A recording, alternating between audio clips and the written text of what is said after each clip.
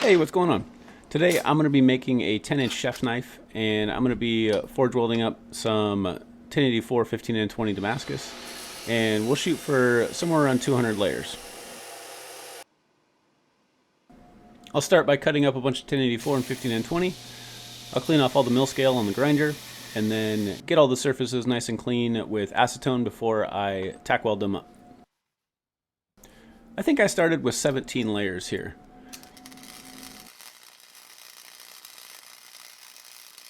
I like to weld on a piece of rebar to use as a handle. And I soak my billets in WD-40 before going into the forge. By doing this, I don't have to use borax or a flux when I'm forge welding, and that eats away at the liner of your forge, and this was a game changer for me. If you're having trouble with forge welding, adding a thermocouple to your forge is probably one of the best things you can do. There's a link in the video description and on my website, davidmanforge.com, under the product links tab to this particular one. It's relatively cheap, there's nothing special about it. It works great for me. It only goes up to about 2000 degrees Fahrenheit for the reading, but you can flip it over to centigrade and go up to, I think it caps out around 2400 degrees Fahrenheit. So I just put a little conversion table next to my forge so that I have an idea of where I'm at. Typically I forge weld with my first 3 heats. I try to get up in the 1200 to 1250 degrees Celsius range, and then after that you can, let your heat get down a little bit lower. One of the drawbacks to the smaller 12-ton press from Coal Iron Works is how small the surface area is on the dies. That also allows it to feel like you have a little bit more power than you do because there's just not too much surface area pressing down. But there's not really any room for kiss blocks. So this is what I do to make my version of kiss blocks for the 12-ton press. You definitely want to do 2 if you're going to go this route, because if you just do it on one side, then you get some tilting to your dies. I also use shims. I've got an assortment of 1/16 of an inch and 1/8 of an inch shims, and that way I can pretty much get whatever size I want on all my different dies. For instance, the rounding dies are taller than my flat dies, so I can't just use the 3/8 dies or the 3/8 kiss blocks for both of them. Here's my first cut up and stack. I'm gonna cut this up into 4 pieces. That will bring my 17 layer count up to 68 layers. Now we'll get into the same prep work where I clean off all the surfaces, clean them with acetone, tack weld them together, throw it back in the forge. If you're gonna try soaking your billet in an oil like WD-40, or you can also use kerosene or quench oil, just make sure that your billet isn't significantly hotter than the flash point of the oil, because you don't want it catching on fire when you go to soak your billet. Pretty sure WD-40 is around 117 degrees for a flash point, Fahrenheit, which is extremely low. So after you weld up your billet, you're probably up around 200 or 300 degrees, so make sure you let it cool down under 100 degrees before you soak it in WD-40.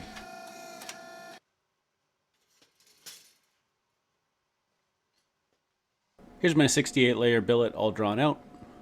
We'll clean off all the forge scale, get rid of any forge welds that didn't take or inclusions, and then we'll do some complicated math to figure out that 3 pieces will get me to over 200 layers, 204 to be exact. We'll do the same prep and get it back in the forge.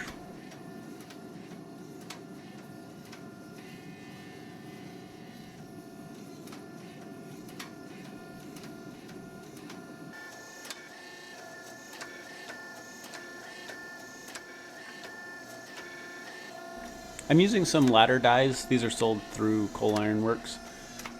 And typically what you would do is once you press the ladder pattern in, you would grind away the excess material. In this case, I was going for a more subtle pattern, and I actually just pressed it back flat. So you're not going to get nearly the dramatic contrast, or kind of like the tiger striping that's normally associated with a ladder pattern. This is a little bit more of a subtle sort of wave pattern. If you look closely at the pattern in the end, you can see how there's sort of a vertical repeating pattern, but it's not nearly as bold as a typical ladder pattern. Now we're going to start with actually forging out the knife. I'm going to start with the tip and do the bulk of the work on the press, and then clean it up on the anvil with the hammer.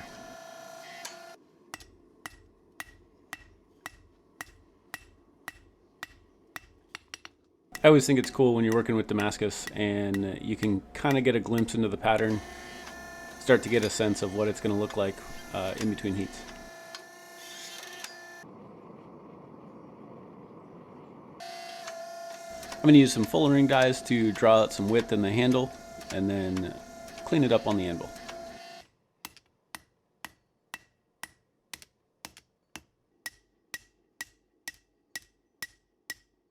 The blade's roughly to shape, so now I'm going to stamp it with my maker's mark.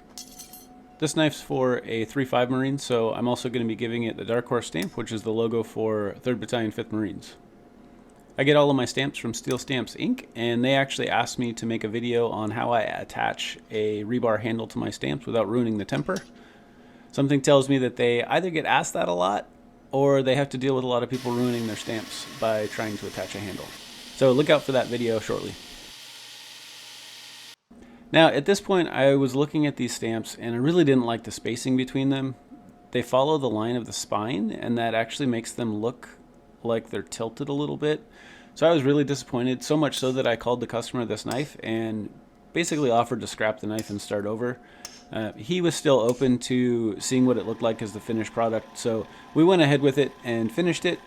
And in the end, with the pattern, it actually looked fine in my opinion, and he was totally happy with it. So I think I was making a mountain out of a molehill, but I was pretty certain at this point that I had just ruined the knife. Alright, so this is all ready for normalizing and heat treating.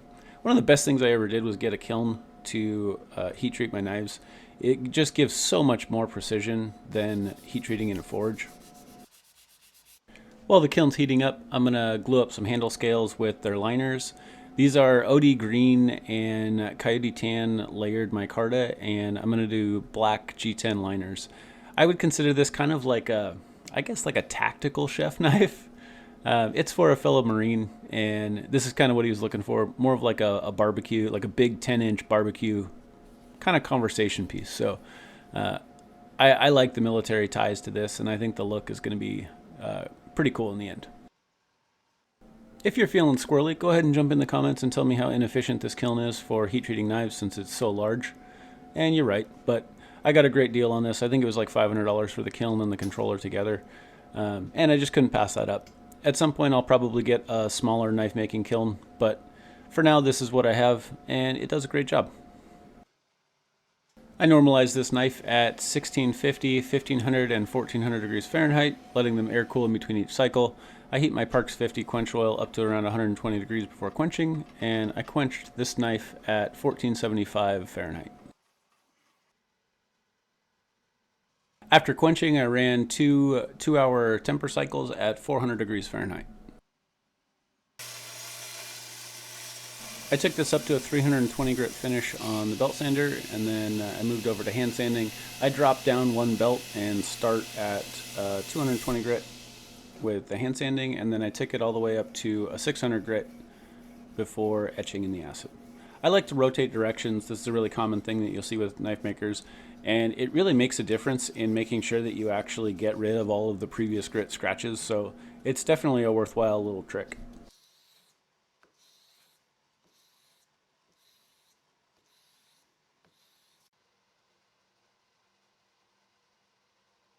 Once I got the finish up to 600 grit, I like to clean it with acetone, and then I take it to the sink and I actually just clean it really well with Dawn dish detergent. Here we are for the first trip into the ferric chloride acid. When I etch my knives, I do 3 5-minute cycles. In between each cycle, I progressively sand with higher grit sandpaper. I start with 1200 grit, then 2000 grit, then 2500 grit.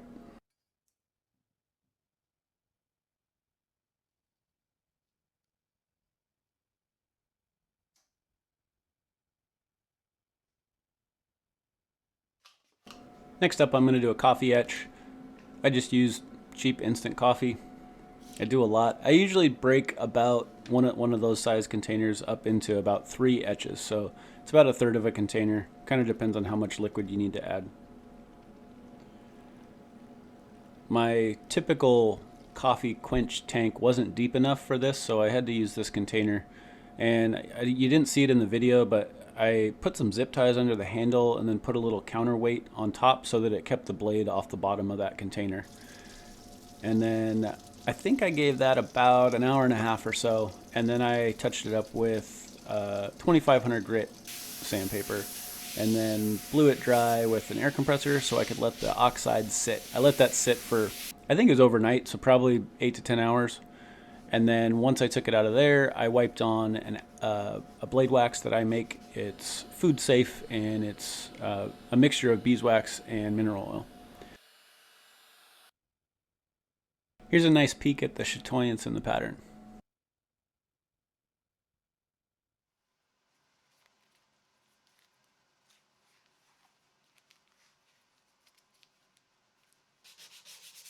Here I'm just scuffing up the steel on the handle with 120 grit sandpaper to give the epoxy a little more to bond onto.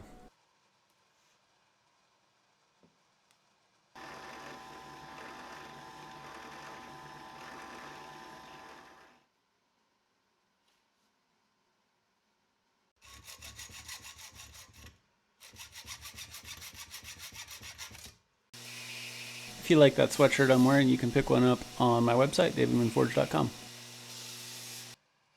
I'm putting 6 3mm stainless steel pins in this handle.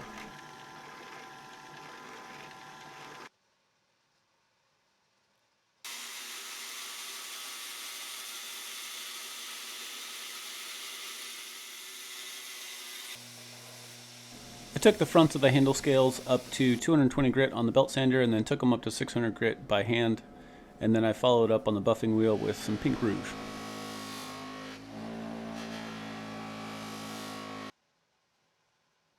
Before gluing up the handle with epoxy, I'm going to clean everything really well with acetone. I'm using Total Boat medium epoxy. I also add black pigment, and there are links to both of those on my website and in the video description. Adding the black pigment, I think just really helps any little small gaps where you've got the void filled by epoxy. It just looks a lot nicer than if you see clear epoxy. It seems to stand out more. This kind of hides those little flaws better.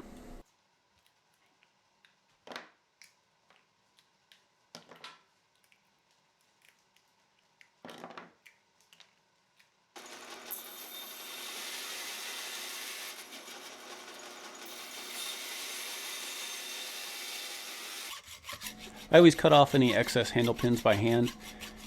Doing it with a grinder or cutting off the excess with an angle grinder runs the risk of overheating the epoxy, which can weaken it. Man, my bandsaw is really struggling with this micarta. It's time for a new blade.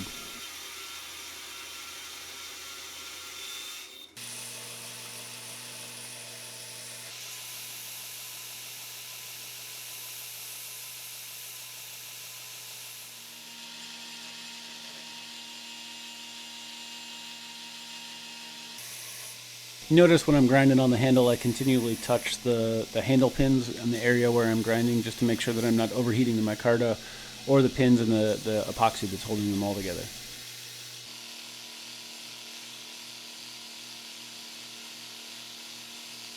I took the handle up to 220 grit on the belt grinder, and then I dropped back down to 120 grit when I switched to hand sanding, and I'll take it all the way up to 400 grit before applying a finish.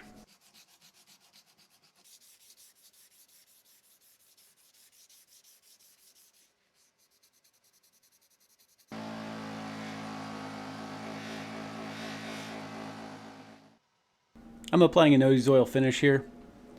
I put way too much on. I don't know why I did that, but I kind of just went with it for the video.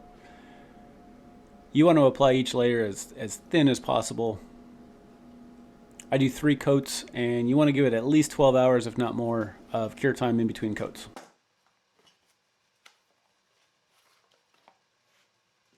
Now that the knife's all finished up, we'll get it sharpened on some diamond stones. Just like a lot of the other things, there are links to these stones, these angle guides, lapping fluid, just about everything, tools, materials that I use in the video, in product links in the video description, and also on my website.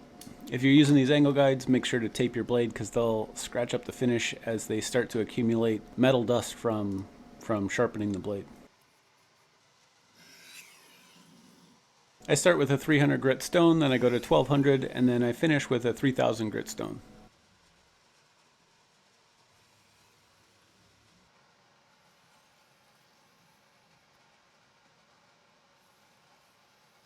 After that, I strop it on a double-sided leather strop, one side with 5 micron diamond polishing compound and the other with 3.5 micron.